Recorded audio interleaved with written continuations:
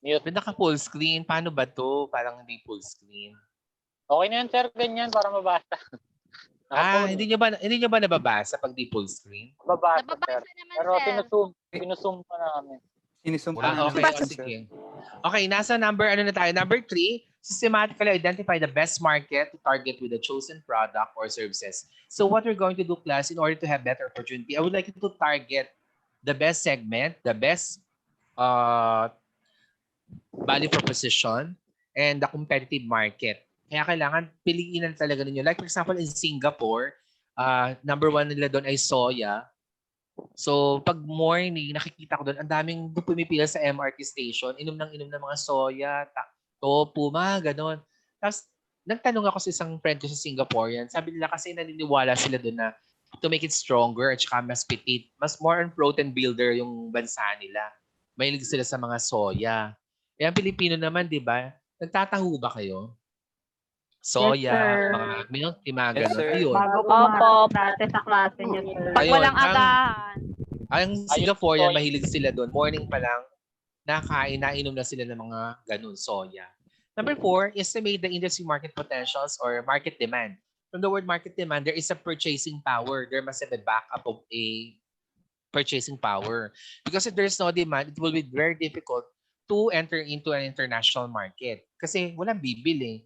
Even if San Miguel Corporation, Del Monte product is good, but then if it's not demandable and feasible in the chosen country, hindi din siya magiging effective. Kaya kailangan, class, piliin na ninyo yung best top company dito sa Pilipinas. Nestle, yun na yung mga piliin ninyo. Para sa ganun, hindi na kayo mahirapan kasi well-known na yun at kilala. Pero ulitin ko kailangan Philippine market. And then qualified business partner. You should select partners like suppliers, okay? Sa location ninyo, agreement and contract, distributor, logistics company. Okay? Kailangan meron na kayong tie-up. Let's say, for example, kung, pagkain, tie-up kayo sa Grab, parang may mga ganun tie-up.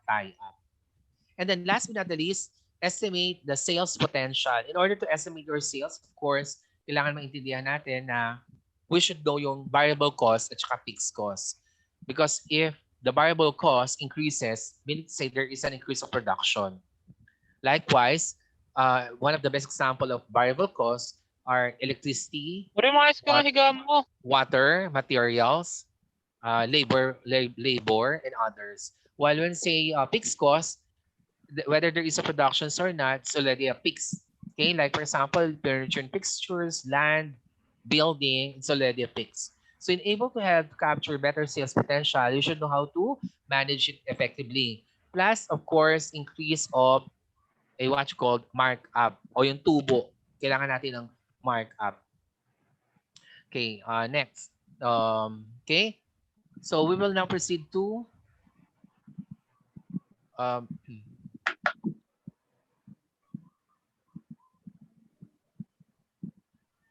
bumalik na naman.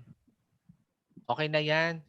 Okay, we will have to create also our motives. What is the major motive? Why do you need to to make global? Okay, kailangan meron kayong proactive motive. Hindi lang profit and growth goals. Kailangan may managerial urge din kayo. Technologically competence, unique yung product. Hello, foreign market opportunities, market information, economics of scales, and of course, tax benefits. Class, kaya naging marami ang nagpuntahan sa Pilipinas to open up the business is because you know why?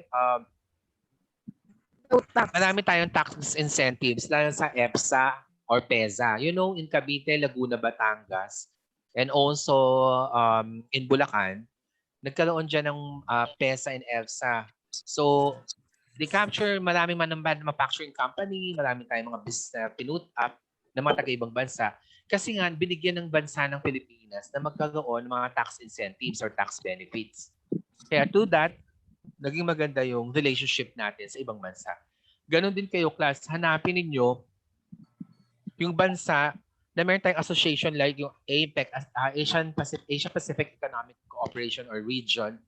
Okay, that will be better to open up a business in the Asian region kasi nga meron tayong organizational formation doon. When it comes to driver of globalization, you should look the market driver, cost driver, competitive, and government drivers, and other driver. When it comes to market drivers, enable to capture better globalizations, as what I told you, convergence of lifestyle and taste. So ano yung lifestyle nila? Like in China, sinabi ko sa inyo, lifestyle, lagi nagpapalit ng mga bahay. Kaya, ibig sabihin ng mga gamit sa bahay, ibig sabihin, mas maganda yung furniture fixtures ang business doon. Tsaka alam niyo, class, still remember when I was in Shanghai, ang mga tao doon hindi kumakain sa bahay, bibihira. Kumakain sila sa labas. Kasi nga masyadong malalaki na yung pera nila. Mayayaman yung tao doon. Okay, akala nila ang China is ganun lang. Pero actually, malaki yung pasweld nila sa mga tao. Another thing, di ba wala na sa kanilang coronavirus, naggagala na sila ngayon sa Disneyland. Yung Wuhan nga, nag-pool party pa nga sila dun eh. Di ba? Sila nagsasaya, tayo hindi. So, ibig sabihin, basta tignan nyo yung lifestyle and taste nila. In Singapore class, number 1 talaga doon ang Apple.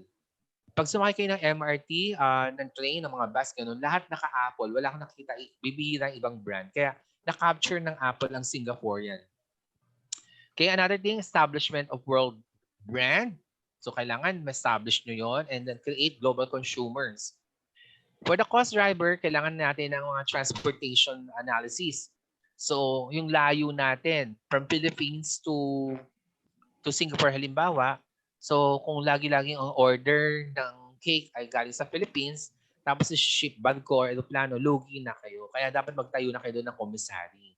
Okay? Yung mga cost driver nyo, hindi lang yon, marami pa. For the competitive driver, aside from that, kailangan tingnan din natin yung mga ownership. Mostly ang kunin ninyo, corporation. Huwag kayo kukuha ng single sole and partnership.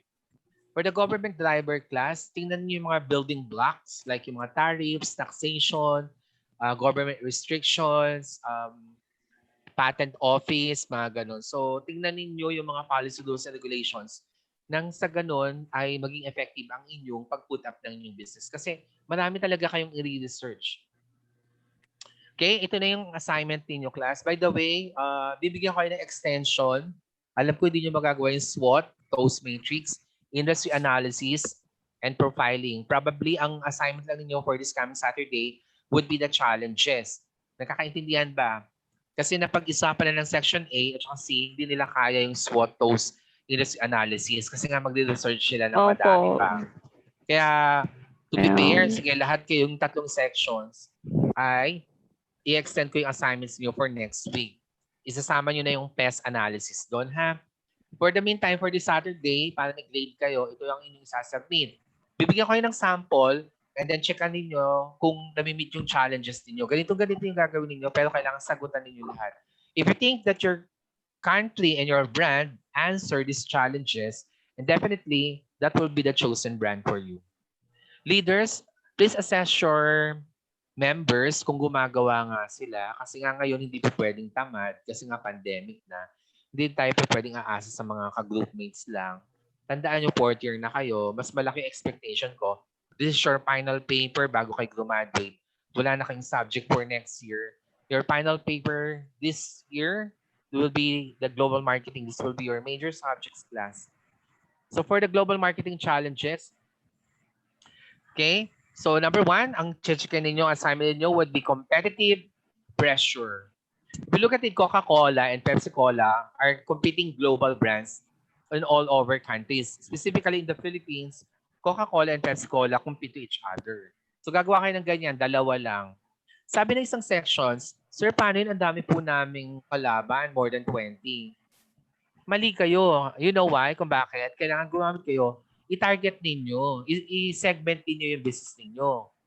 Naintindihan ba? Huwag nyo kunin lahat. Kailangan properly segmented kayo. Sino ba yung kukunin nyo? Lifestyle ba? Age bracket? Naintindihan ba? Kind of people ba na nagda-diet ba? Nagpapataba? Okay?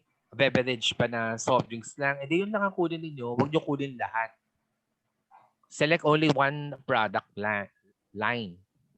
Next, yung IBM, magkakalaban sila, Dell at saka Compaq. Pero ngayon, meron na rin silang kalaban. Huawei, Apple, Oppo. Tama ba ako? Hindi. Apple pala. Apple at iba pa. Marami pa. LG, kalaban na nila. For the game, PlayStation, Xbox, Nintendo, at talaga yan magkakalaban yan. Yes, So what you're going to do is to create a SWOT analysis on that matter and TOES matrix kasi yan ang competitive pressures ninyo. Kaya makikita nyo yung dalawang yan na kaagad yung malalaman na ninyo, ito pala yung kalaban ko. So ano yung ganda nila sa kanilang product, sa price, sa place, sa promotion, sa place, sa people, sa system, at iba pa. Okay? So kaya ngayon ilalabas nila yung galing ninyo sa inyong competitive pressure. And then you can also answer your industry analysis. Next, check it out kung small ba kayo, big or saturated ang market. Like for example, itong Samsung at saka yung Honda. In Samsung, saturated na yung market nila. So what they did, they go to Philippine market. And at the same time, yung Samsung, hindi lang pang cellphone, nagawa na sila ng refrigerator. Nag-diversify sila.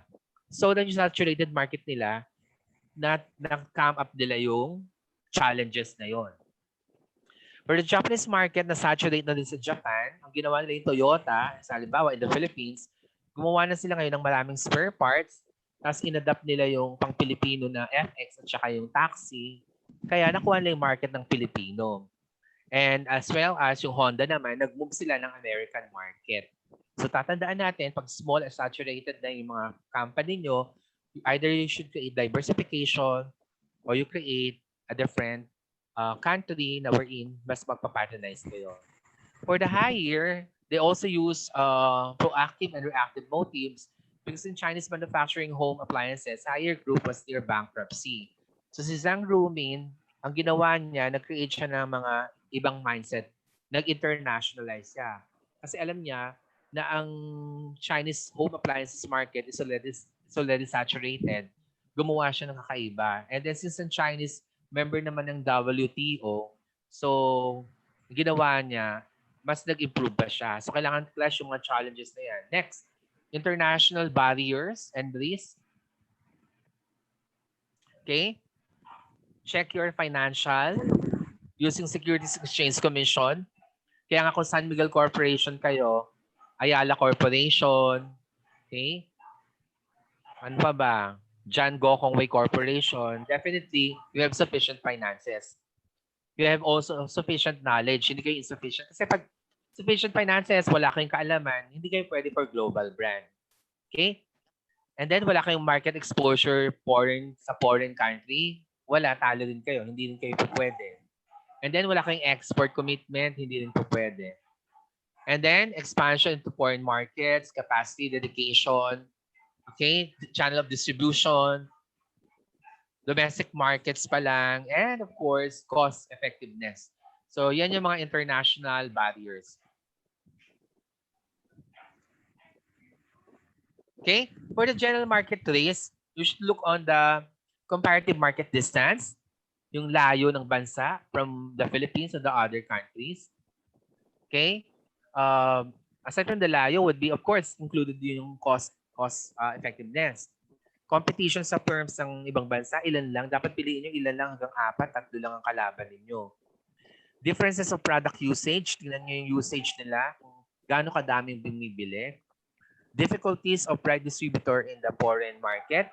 So syempre, kung pipiliin ninyo, dapat meron kayong mga suppliers na makukunan. At abundant din yung suppliers doon. And then yung product specification nyo, ano yung pagkakaiba, dapat checkin ninyo. Dapat effective and unique. And last but not the least, yung shipping ng overseas. For the commercial, you should look in yung exchange rate ng fluctuations ng dollar, Philippine peso, at saka yung foreign currency. Export rules, okay? Delay damages, and also financing. And of course, sa political, last but not the least, tingnan natin yung political. Dapat yung foreign government restrictions nila, tingnan ninyo. Like for example, merong nagsasuggest, sir, alak na lang po kami sigarilyo. Class, kung Singapore at Malaysia kayo, bawal sa kanila yun. Actually, pag bumili ka nga doon, nakalock yung ano nila. Yung bilihan ng sigarilyo. Pangalawa, hindi doon nagtitingi-tingi. Only the Philippines lang yung tingi. Tapos ang sigarilyo class, sa Singapore, 700 pesos ang pinakamura. Ganun kamahal doon. Okay? Kaya nga sabi ko, huwag kayong magsigarilyo, huwag kayong mag-alak. Kasi may mga government restrictions. Buti na lang. Okay, next. National Export Policy. Foreign exchange, government assistance like in the Philippines, ano yung mga assistance nila, yung PESA, EPSA, lahat ng foreign investment dito, class, mababa lang yung tax rate. Tapos yung kuryente, mababa. Kaya ang mga tax incentives nila masyadong maganda. Maraming pumunta sa Philippines. Okay? And then yung tariffs and codes, documentation, okay, legality, and then kung may gera, war, civil strife. So tingnan din niyo. Like for example, in Thailand and also in Myanmar, magkaaway yung dalawang yon. Cambodia and Thailand magkaaway din. Minsan may mga border na gulo, kaya okay doon kung gano'n ang ano ninyo, business ninyo. So like for example, yung trade agreement ng bansa natin, doon kayo pupunta sa mga partner ng ating bansa na Philippines. So right now I'm ready for question and answer. So first question please.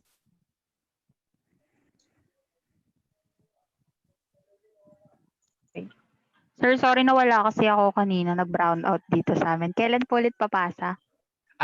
Ipapasa yan sa Sabado on or before 8 o'clock sa aking personal message or baka gumawa ako ng Google Classroom or no. Hindi ko alam kung saan ipapasa. Mag-iisip pa ako mamaya. Pero for the meantime, Facebook message leader lang ang magpapasa. For Okay the po, format, sige, sir. double spacing, 1.5 for the left margin,